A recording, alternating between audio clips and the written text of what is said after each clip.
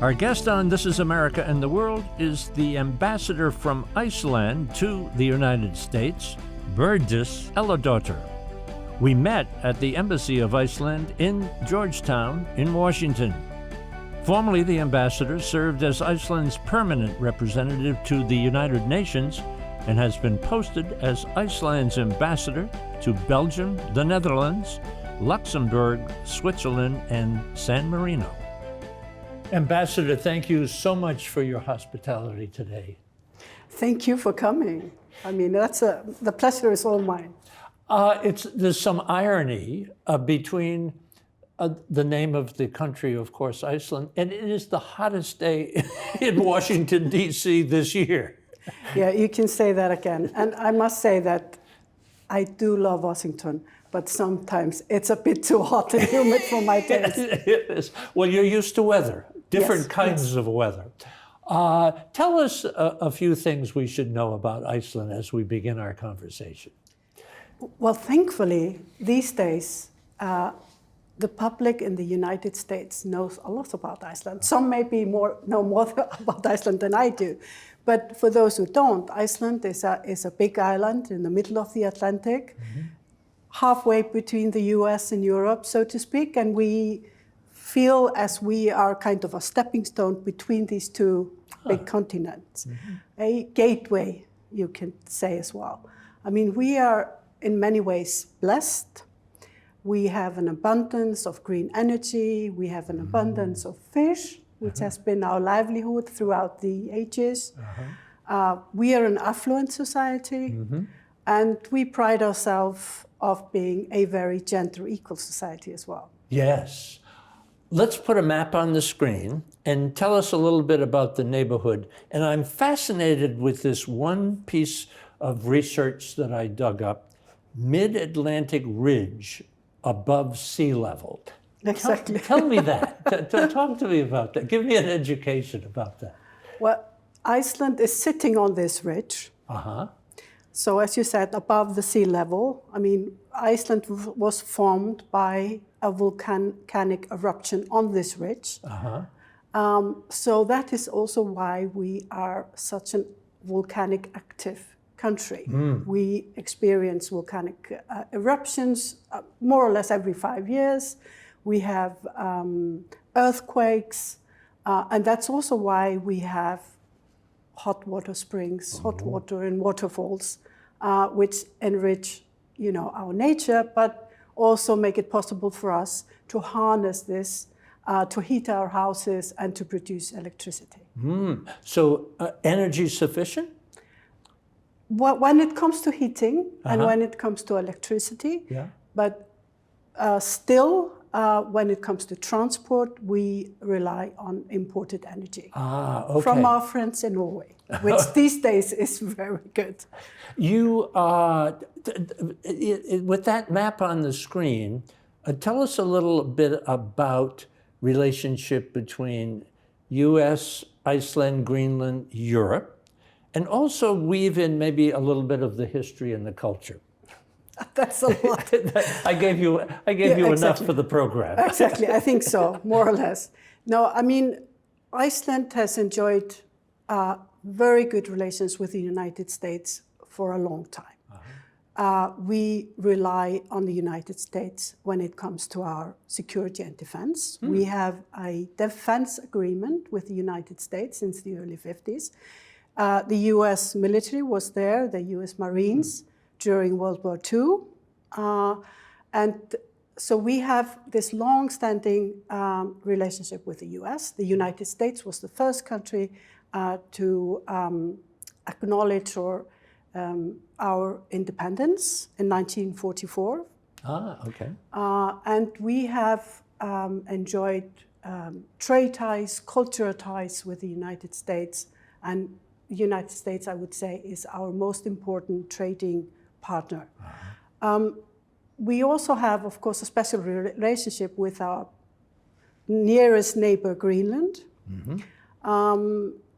Although, I would say that with Arctic policies coming into play and being much more important than they used to be, especially when it comes to the climate crisis, Greenland and Iceland we have enhanced our cooperation even further. And Iceland, Greenland, the Arctic 8 states are cooperating more now than they did 10 years ago. Mm-hmm. So that has become an important aspect of the cooperation in the north. Mm. And there, US is one of the countries, Canada, Denmark, Norway, Iceland, Sweden, Finland. So this has become, and Russia used to be a very important part of this. Uh-huh. But with the war in Ukraine, the cooperation between the Arctic 7 and Russia has ceased to exist. But hopefully, I mean, we'll see in the future how this will evolve.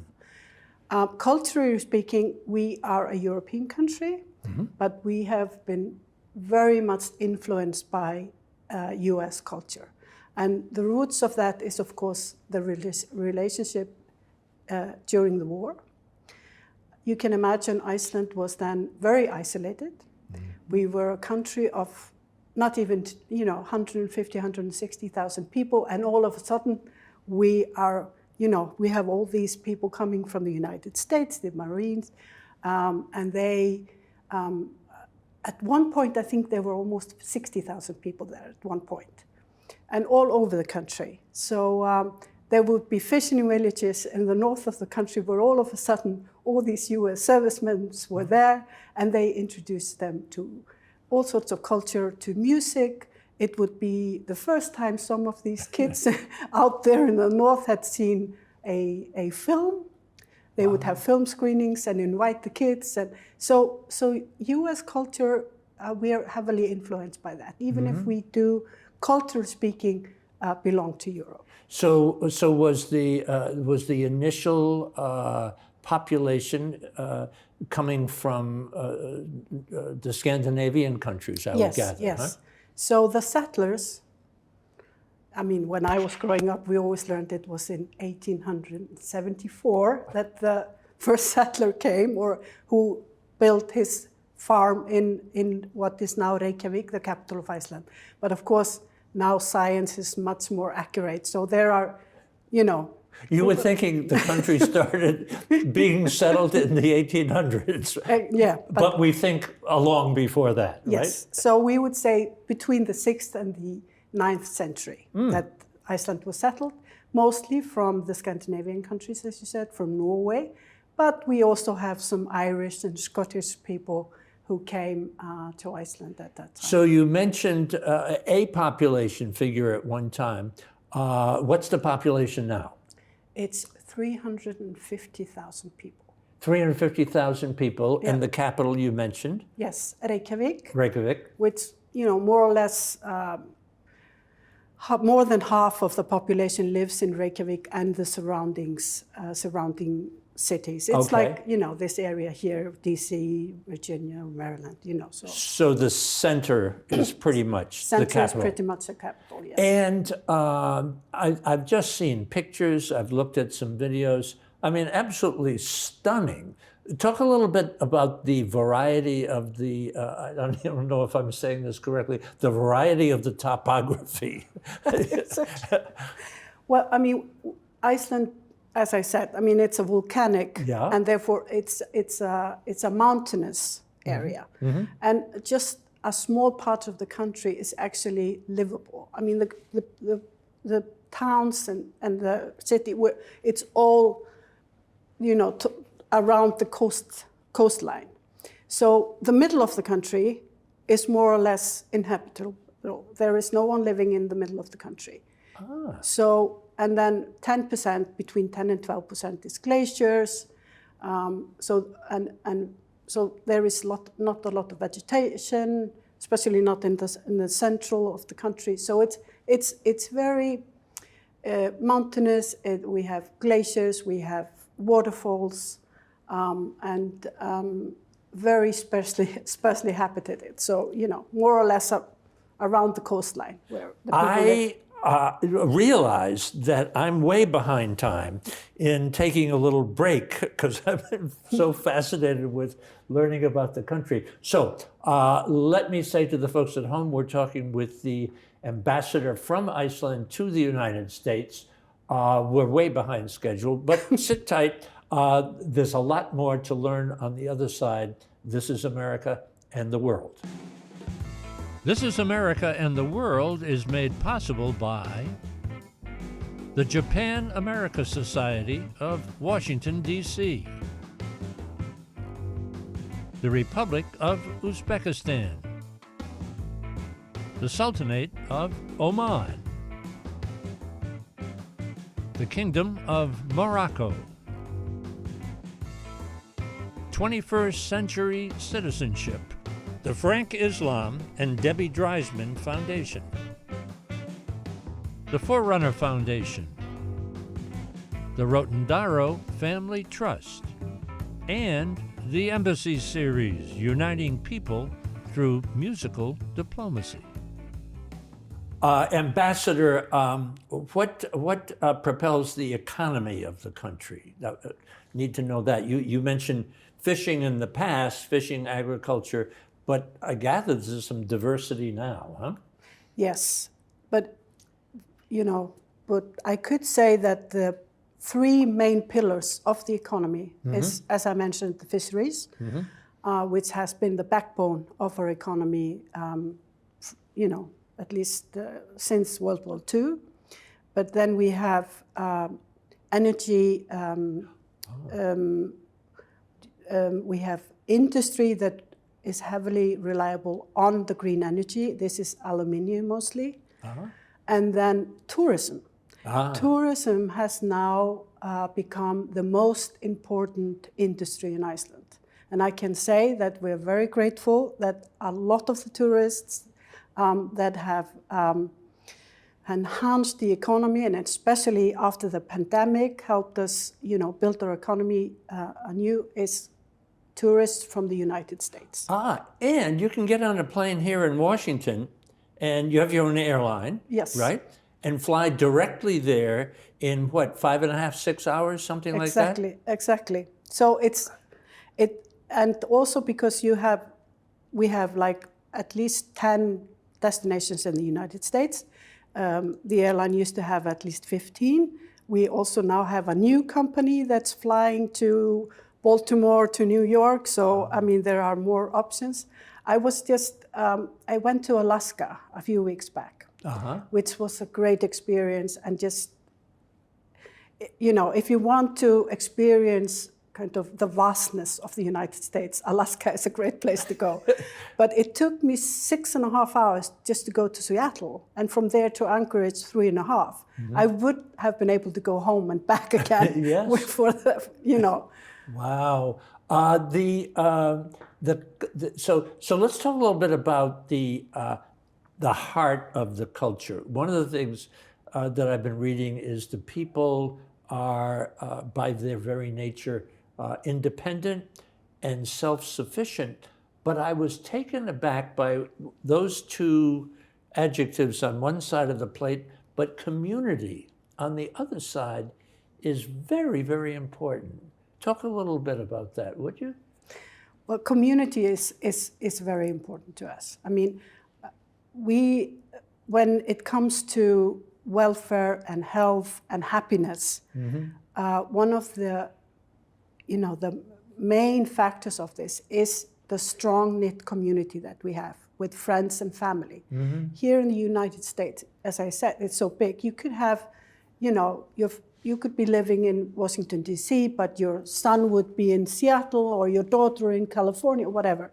So, the distances between people. We have, in Iceland, the family is very important. And since most people live in or around Reykjavik or not that too far, even if they live in the countryside, that is very important. The greater family, the grandparents and the nieces and the uncles and all of that. So that plays a very strong role in our society.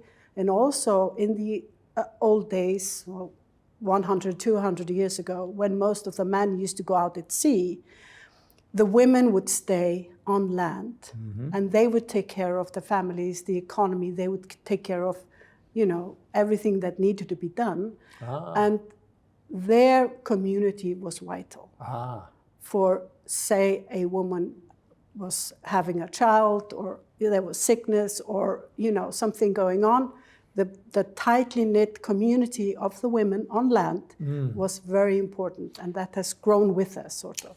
I read something that was stunning to read, that 98% of the people said that if they needed someone else, they could depend upon support. That's stunning to me.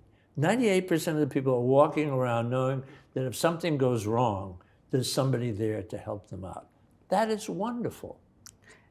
It is, and it is important. It's a very important in our culture, but I think it is possible in smaller communities, and I'm sure in smaller communities here, even if you're not related, you rely on your neighbors, you rely on the people in your community, and Iceland, you could say, is just like a small community in the United States somewhere. Yeah. I'm going to read some ratings, not to embarrass you or the country, but these, again, are stunning. The 4th most developed country in the world, the 2nd highest in the quality of life, the greenest, the lowest income inequality in the world, number 1 in global peace, and I have to toss this in because I'm an author, the most bookstores per capita in the world.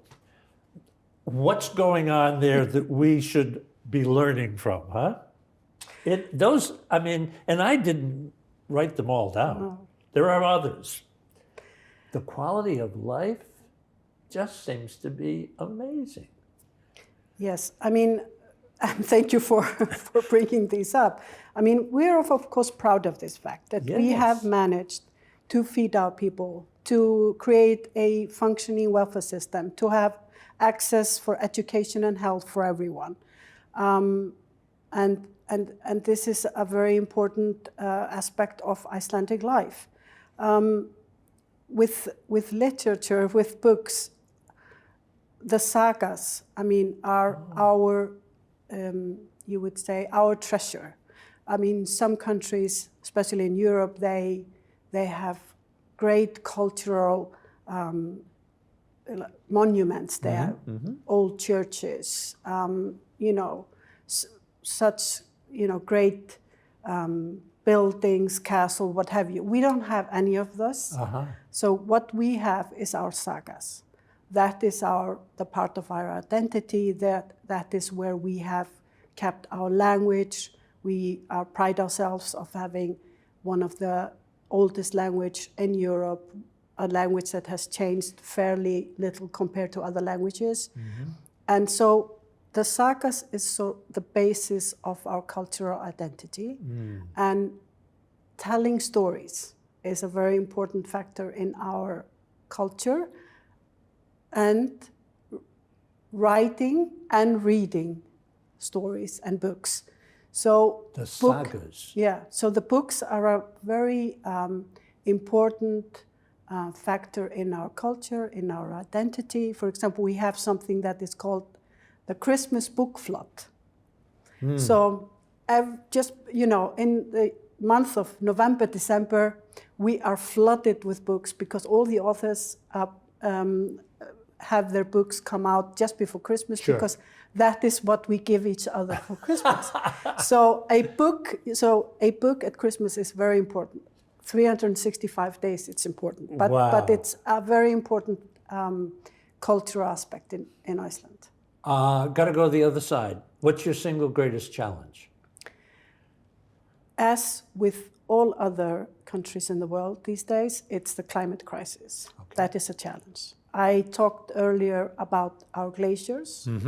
We are the land of fire and ice, but our glaciers are melting, are retreating, and at a pace which is like every time the scientists look at this, the pace gets stronger, so that now even in 100 years, maybe 200 years at the most, all these glaciers will have vanished. So which will have, of course, implications and totally change the landscape in Iceland. So, and it can also have the global crisis has an impact on fisheries, has an impact on marine biology, has an impact on so many things. So that is a challenge. In the short term, of course, like also here in the United States and in Europe, the economic impact of the war in Ukraine. That is definitely a challenge for us as all other countries. Thank you for your candor with that answer. Iceland, Greenland, people get them confused? Huh? No, not really. Okay, good. That's the end of that. That's the end of that side. They shouldn't get them confused. No. Talk a little bit about a relationship you mentioned after the war, and during the war, the relationship between the United States and Iceland. Tell me a little bit about the relationship today and your mission, what you want to achieve.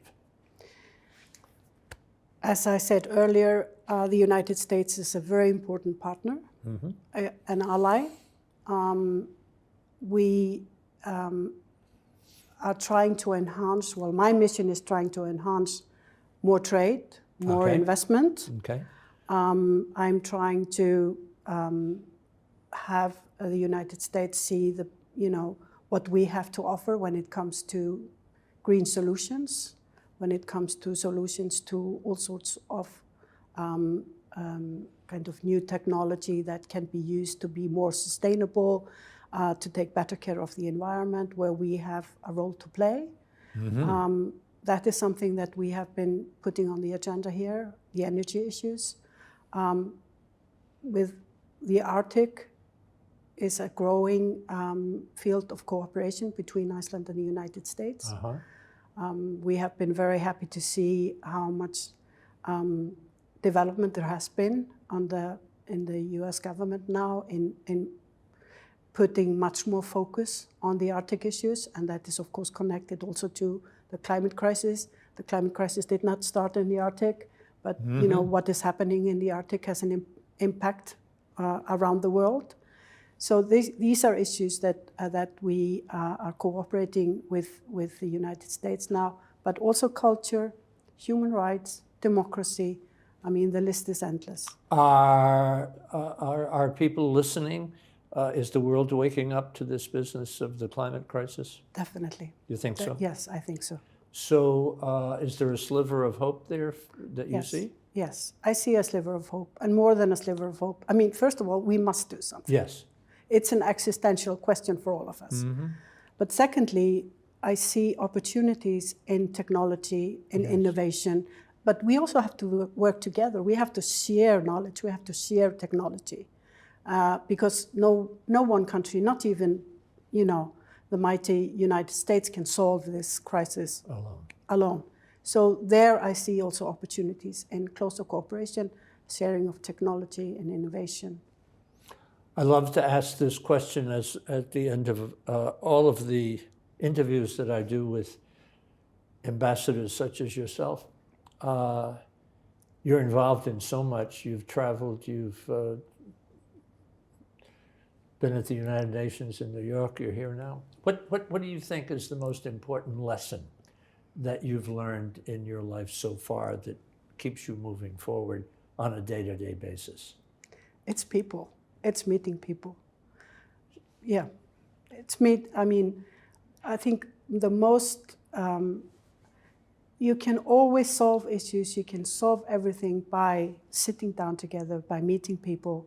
And for me, the greatest joy of being an ambassador is to meet so many interesting and different people. And here in the United States, when you work at the UN, you are very much involved with your own colleagues. You might not agree with all of them, but you do deal with them. Here, as a bilateral ambassador to the United States, it's been such a great experience to meet, all these different people that you meet in the United States, and to travel and to meet people from all walks of life, And I think that's a great privilege, and that has brought me the greatest experiences and joy in my job. Madam Ambassador, we're at the end of our time. Thank you so much for the No. education and your hospitality. Thank you. Thank you so much. Great to get to know you. Same Thank you. here. Thank you. For information about This Is America and the World, visit our YouTube channel, This Is America TV, visit our website, thisisamerica.net, and follow us on Facebook and Twitter. You can listen to all of our ambassador interviews on our podcast, The Ambassador Series. It's available on our website and iTunes. This Is America and the World is made possible by the Japan-America Society of Washington, D.C., the Republic of Uzbekistan, the Sultanate of Oman, the Kingdom of Morocco, 21st Century Citizenship, the Frank Islam and Debbie Dreisman Foundation, the Forerunner Foundation, the Rotendaro Family Trust, and the Embassy Series, uniting people through musical diplomacy.